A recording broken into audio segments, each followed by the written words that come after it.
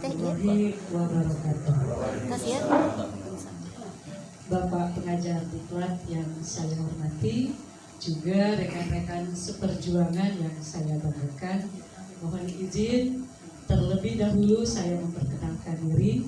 Nama saya Yeti Sumartini, calon kepala sekolah dari SD Negeri Gunung Batu 3, Kecamatan Cibitu, Kabupaten Sukabumi. Baiklah rekan-rekan yang saya banggakan, judul rencana proyek kepemimpinan yang telah saya susun ini yaitu peningkatan kompetensi guru dalam menerapkan model pembelajaran kontekstual teaching and learning melalui in-house training di SD Negeri Gunung Batu 3.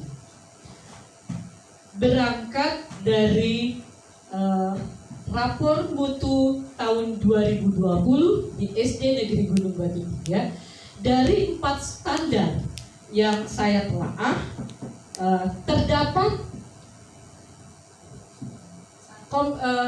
terdapat satu standar kompetensi, terdapat satu standar mutu yang masih belum mencapai standar yang telah ditetapkan, yaitu standar proses dengan nilainya 6,3. Adapun salah satu penyebab dari belum tercapainya standar mutu tersebut adalah guru belum melakukan pembelajaran berbasis kompetensi. Dari hal tersebut, saya berangkat untuk membuat matrik rencana proyek kepemimpinan. Matrik rencana proyek kepemimpinan ini bagi saya secara administratif, rekan-rekan juga bisa membaca sebagai rekam jejak saya selama mengadakan RPK. Di sini ada tujuan, ada indikator keberhasilan, ada program kegiatan, ada langkah-langkah kegiatannya, ada sumber dayanya, ada metode pengumpulan datanya, dan ada pencapaian student well-being-nya. Nah, rekan-rekan yang saya hormati, dari matrik RPK ini saya bergerak untuk menyusun masalah yang dipilih. Tadi sudah dikatakan bahwa di dalam rapor mutu salah satu penyebabnya adalah di standar proses dengan nilai 6,3 tersebut dinyatakan belum mencapai standar mutu yang sudah ditetapkan. Dalam indikator mutu ditemukan bahwa masalah yang saya pilih ini adalah guru belum melakukan pembelajaran berbasis kompetensi. Pemecahan masalahnya adalah meningkatkan kompetensi guru dalam menerapkan model pembelajaran kontekstual teaching and learning atau yang kita kenal CTL melalui in-house training. Kenapa saya memilih kontekstual teaching and learning? Bagi saya, pembelajaran ini, model pembelajaran ini walaupun banyak model-model pembelajaran lain yang berbasis kompetensi, tetapi saya lebih senang menggunakan CTL karena saya sendiri mengalaminya, saya sendiri menerapkannya, bahwa dengan penerapan kontekstual teaching and learning, siswa ini lebih banyak mengkonstruksi kemampuan dirinya. Jadi siswa dalam pembelajaran banyak mengeksplor pengetahuannya karena CTL ini mengangkat dari keseharian siswa. Salah satu contoh, kalau misalnya kita mau di kelas 5, kebetulan saya guru pengajar di kelas 5, kalau misalnya mau mengadakan pembelajaran mengenalkan bangun ruang, di kelas itu ada lemari buku, ya kan? Terus siswa mungkin di rumahnya ketika sama ibunya disuruh membeli pasta gigi, itu si kardusnya bisa kita ke anak-anak diberi tugas, anak-anak besok kalau misalnya ibu bawa di rumah membeli pasta gigi, kardusnya dibawa. Kita mengkonstruksi apa yang didapat dalam keseharian siswa. Saya lebih senang menerapkan kontekstual teaching and learning ini dalam model pembelajaran yang saya terapkan untuk meningkatkan prestasi siswa tersebut. Sehingga dari permasalahan yang saya pilih ini, guru belum melakukan pembelajaran berbasis kompetensi. Pemecahan masalahnya adalah meningkatkan kompetensi guru dalam penerapan model pembelajaran kontekstual. Sehingga judul rencana proyek kepemimpinan yang saya susun ini adalah peningkatan kompetensi guru dalam menerapkan pembelajaran kontekstual teaching and learning. Tujuannya saya membuat RPK ini ada 3. Yang pertama, tujuannya adalah untuk guru itu sendiri. Untuk guru, tujuan saya membuat RPK adalah meningkatnya kompetensi guru dalam menerapkan model kontekstual teaching and learning dalam pembelajaran. Dan untuk saya sendiri selaku calon kepala sekolah, ada 3 sasaran yang diharapkan ada peningkatan, yaitu yang pertama, peningkatan saya dalam kompetensi kepribadian, di mana saya belum bisa untuk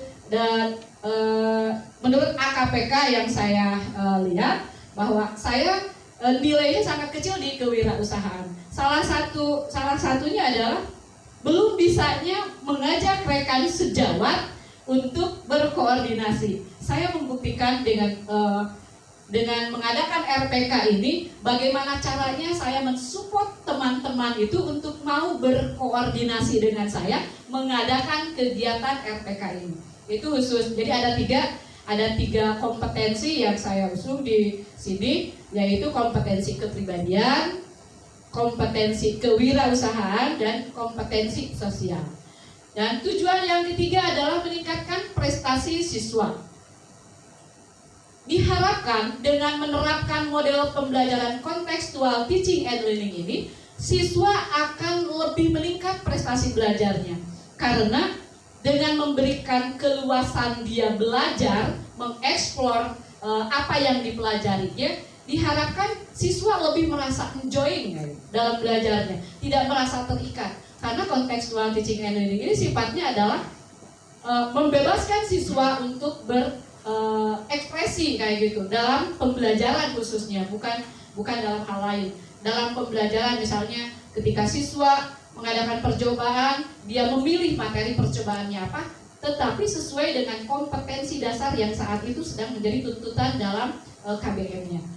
Selanjutnya, rekan-rekan yang saya banggakan, saya menyusun jadwal tindak lanjut ini secara keseluruhan, tetapi progresnya saya hanya sampai di tanggal hari ini saya berdiri di hadapan rekan-rekan semuanya. Saya memulai pekerjaan menyusun RPK ini memulainya dari tanggal 22 November, walaupun sebelumnya setelah pulang saya menyiapkan tidak teradministrasi memang, tetapi saya secara pribadi menyiapkan dulu seluruh perangkat-perangkat pembelajaran, walaupun tidak saya bunyikan di sini. Pada tanggal 18-19 di sela-sela kesibukan memenuhi quality time dengan keluarga, karena 10 hari ditinggal itu tetap aja untuk seorang ibu dengan 2 orang putra ada hal-hal yang harus saya penuhi juga, Pak. Ada cucu saya yang Eyang nih gimana sih sibuk terus, seperti kayak begitu. Tetap tidak teradministrasi, tetapi saya mengadministrasikannya mulai dari hari Senin tanggal 22 November sampai saya berdiri di hadapan rekan-rekan sekalian.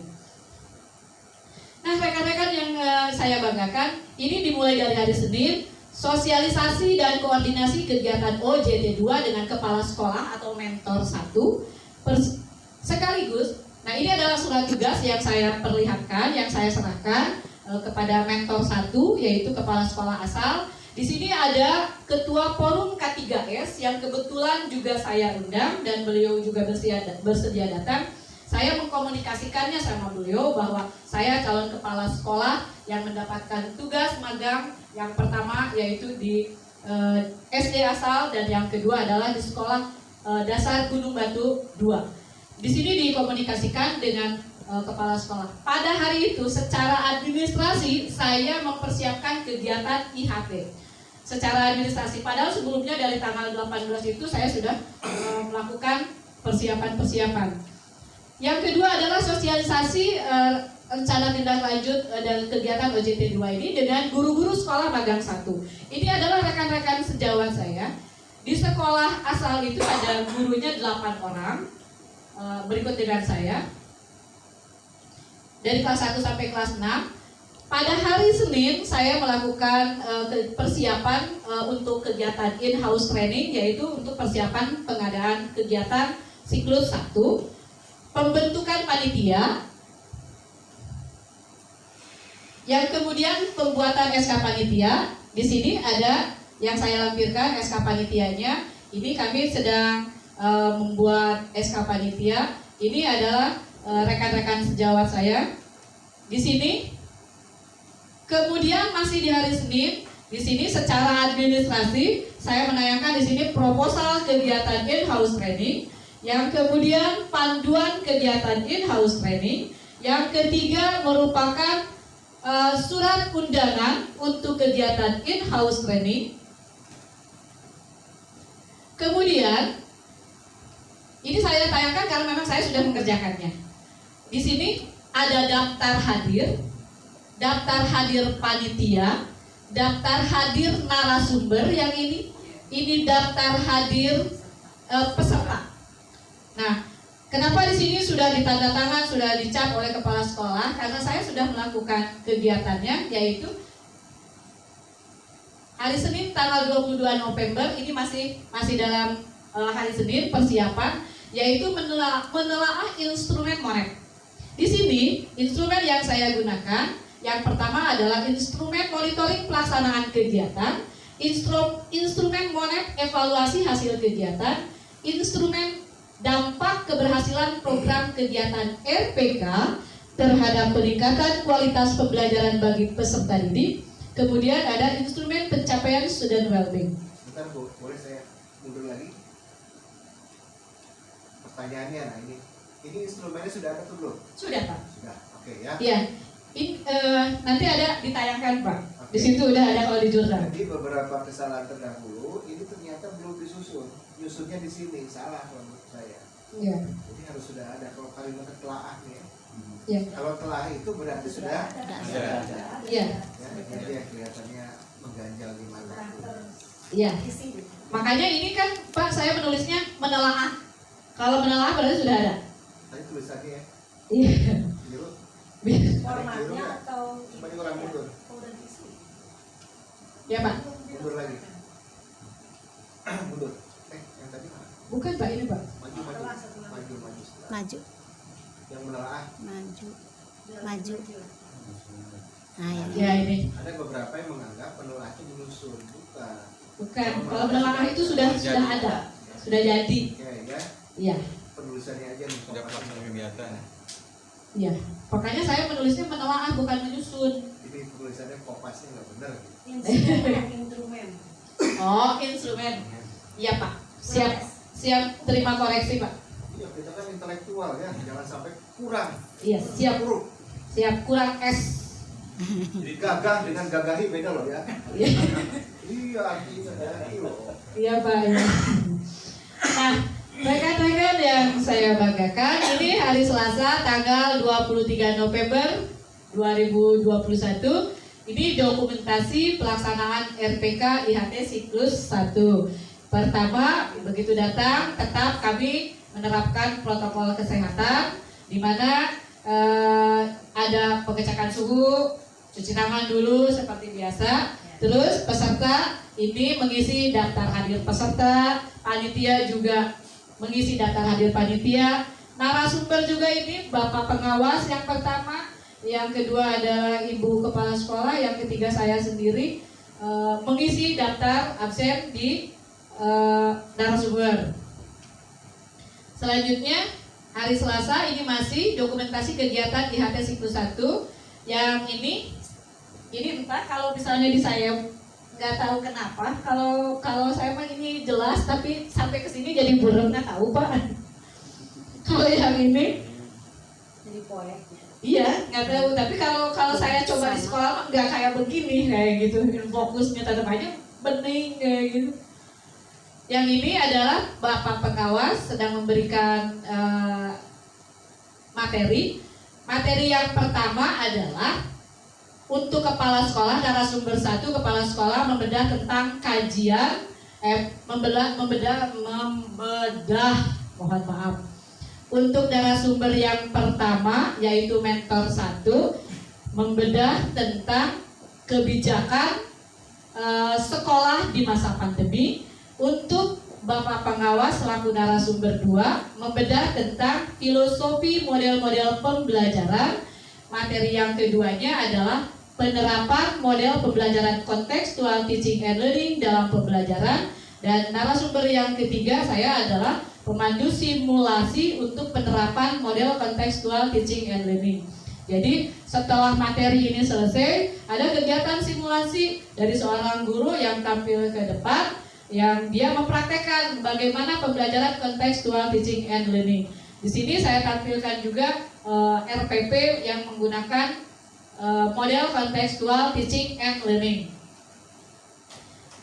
Nah, rekan-rekan yang saya banggakan, hari Rabu dan hari Kamis ini adalah pengolahan data monet kegiatan RPK. Jadi setelah hari Selasa saya melakukan in-house training, 2 hari saya mengadakan pengolahan nilai, monitoring dan evaluasi. Kenapa kok begitu sampai lama-lama amat sampai 2 hari? Kaoskeun buka pami abdi mah nya, anu kaos ku abdi mah lieur eta teh. Dari data responden, walaupun responden saya hanya 8 orang, tetapi cukup membuat saya agak ini juga. Nah, ada catatan kecil di saya. Di sini pengolahan data monet kegiatan RPK IHT di siklus 1 yang didapat nilai atau rekapan datanya. Yang pertama adalah untuk instrumen monitoring keterlaksanaan di siklus 1 terdapat ketercapaiannya 92,8% dengan nilai sangat baik. Evaluasi peningkatan calon kepala sekolah berdasarkan AKPK yaitu 81,88%. Evaluasi hasil RPK 66,4% dengan kualitatif ya C cukup. Evaluasi peningkatan prestasi peserta didik 90,36% dengan kualitatifnya A, dan student well-being-nya 68,08%. Bapak dan Ibu, berangkat dari evaluasi hasil RPK yang 66,4 dan hasil dari student well-being yang 68,8% ini, maka disitulah saya menyimpulkan bahwa perlunya diadakannya siklus 2. Makanya setelah pengolahan data instrumen tersebut, saya mempersiapkan IHT siklus kedua.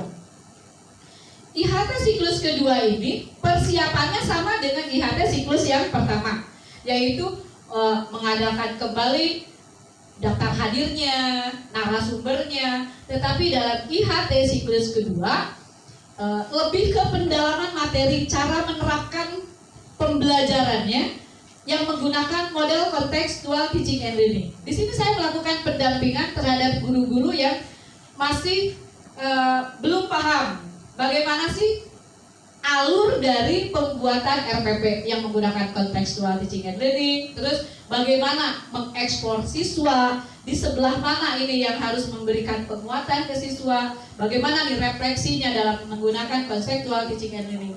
Ini mohon izin ke rekan-rekan, kenapa pakaiannya di sini saya tidak menggunakan baju kebesaran hitam dan putih, karena ini hari Jumat 26 November di Cibitung. Ini perayaan HGN. Bu Jano pasti senyum karena kami memang lagi gebyar untuk kegiatan HGN. Jadi upacara dulu, lalu masuk, baru kami bisa melaksanakan kegiatan IHT siklus 2.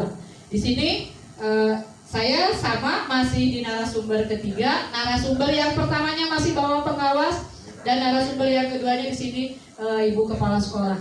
Ini adalah kegiatan-kegiatan pendampingan selama siklus 2.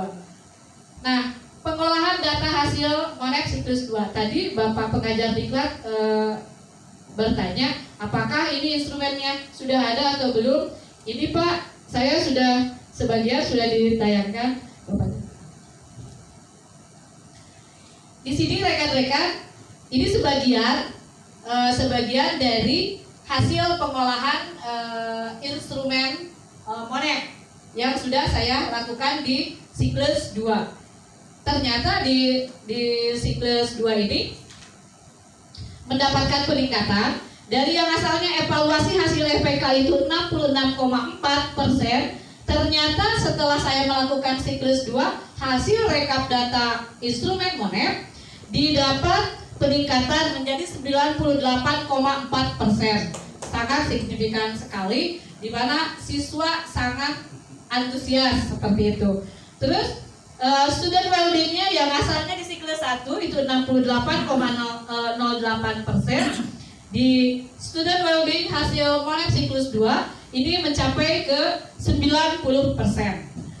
Nah, selanjutnya ini adalah hari Senin, progres sampai 29 November 2021, koordinasi dengan Kepala Sekolah Magang 2. Kalau tadi kan kata Bapak nggak ada sekolah magang 1, magang 2, mohon maaf Pak kalau bahasanya masih seperti ini. Nah, ini Senin 29 November, saya baru bisa ini datang ke sekolah yang magang 1 ini, yaitu di sini ada pertemuan dengan rekan-rekan guru dan kepala sekolah. Kebetulan kepala sekolah magang 1 ini rekan sejawat saya juga di PGRI, beliau bendahara PGRI, jadi lebih mudah koordinasinya, lebih nyaman karena masih rekan kepengurusan di PGRI. Nah, ini progres hari Selasa 30 November 2021. Mulailah saya mengkaji pengolahan data kajian manajerial di sekolah asal, bukan sekolah magang 1. Mohon maaf Pak, masih bahasanya seperti ini karena saya baru dengarnya di sini, jadi nanti dikoreksi. Siap salah, siap mengoreksi. Ini di kajian matrik kajian manajerial. Kajian manajerial ini dasarnya adalah rapor mutu 2020 di SD Negeri Gunung Batu 3. Kajian manajerial dilakukan di 2 sekolah, yaitu sekolah asal dengan sekolah magang 1. Nah, ya sekolah magang, tidak ada sekolah magang 1. Betul. Nah, di sekolah magang. Saya baru selesai ini di sekolah magang melakukan kajian manajerial yang berdasarkan keadaan di rapor mutu. Kajian manajerial di sini 8 standar Bapak dan Ibu. Saya mengambil setiap standarnya itu adalah 3 aspek. Saya mengkomunikasikan sama Bapak pengajar diklat, Pak ini bagaimana kalau di modul itu kan 3 aspek, minimal 3 aspek. Mungkin kalau rekan-rekan semua aspek ya sah-sah saja, karena di modul yang saya baca minimal 3 aspek yang naik. Kalau saya ngambilnya minimal aja Bapak dan Ibu.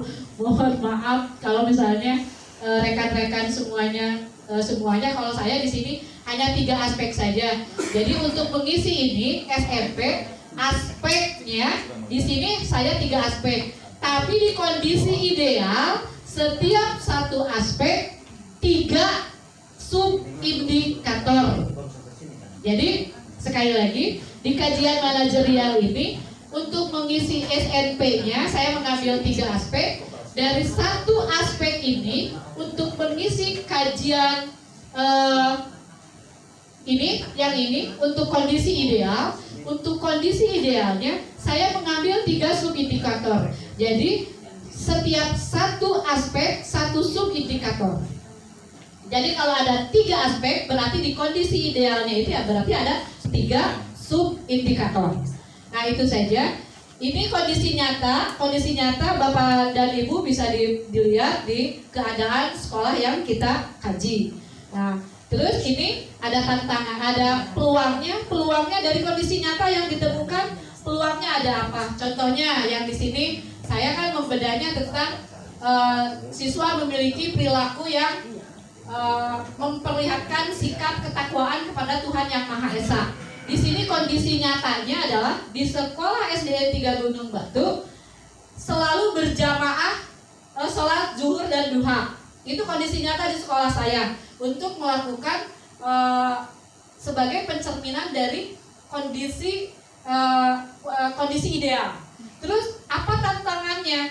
tantangannya di sekolah saya berarti dengan sudah tertatanya kebiasaan tersebut, sekolah kami merasa tertantang untuk terus mempertahankan bahkan meningkatkan.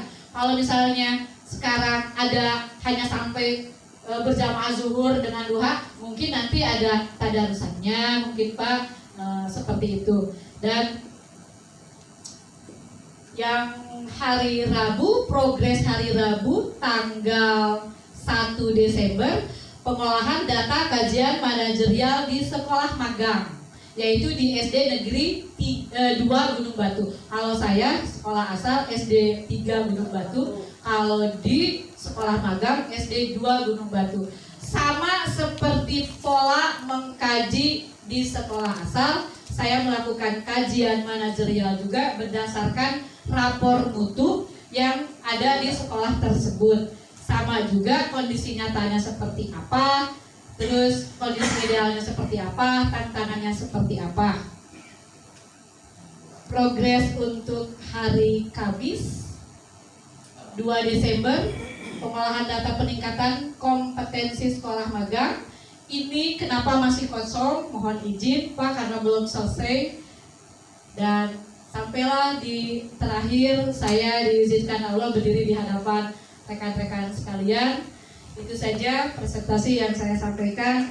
Kurang dan lebihnya saya mohon maaf. Mungkin kalau kelebihannya semata-mata anugerah Allah semata, segala kekurangannya adalah saya yang masih harus terus belajar. Wassalamualaikum warahmatullahi wabarakatuh.